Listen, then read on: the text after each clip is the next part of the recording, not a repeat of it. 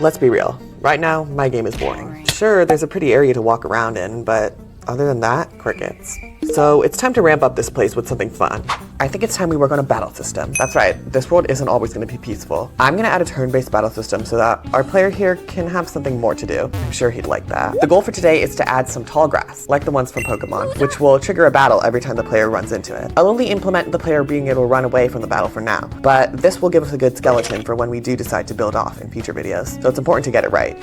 Alright, the battle's on. Here we go. First up, drawing the sprites. I drew a simple sprite for tall grass that we can denote as a battle area. I also made a generic enemy zombie sprite by just recoloring our player. I'm sure he won't notice. Now, say it with me. Load up Unity. Now that we're here, the first step is to create an object for our tall grass. Unlike our sprites, I want the grass to be made of 2 billboards that are perpendicular to each other. So we'll make 2 sprite renderers and then use the same sprite as a texture. Size it up and raise it to the correct height, then we'll set the 2 sprites to have opposite rotations. If we test it now, we can see that the grass has been set up correctly. I wonder what's hiding in there. Next up, the grass needs a box collider, so just like an NPC, we can trigger the battle. I'll size down the collider to make sense with the area. Then we can save this grass as a prefab and populate it around the ground to make a bigger patch.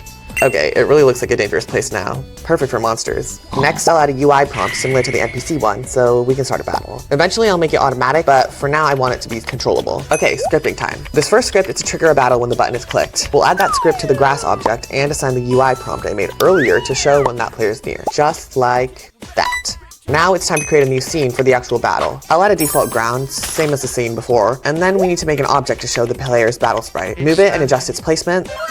Then we'll make a second for the enemy and give it the sprite that I made before. Okay, the battle face-off is ready. Next, the UI for the battle options. For now, our only option will be to run.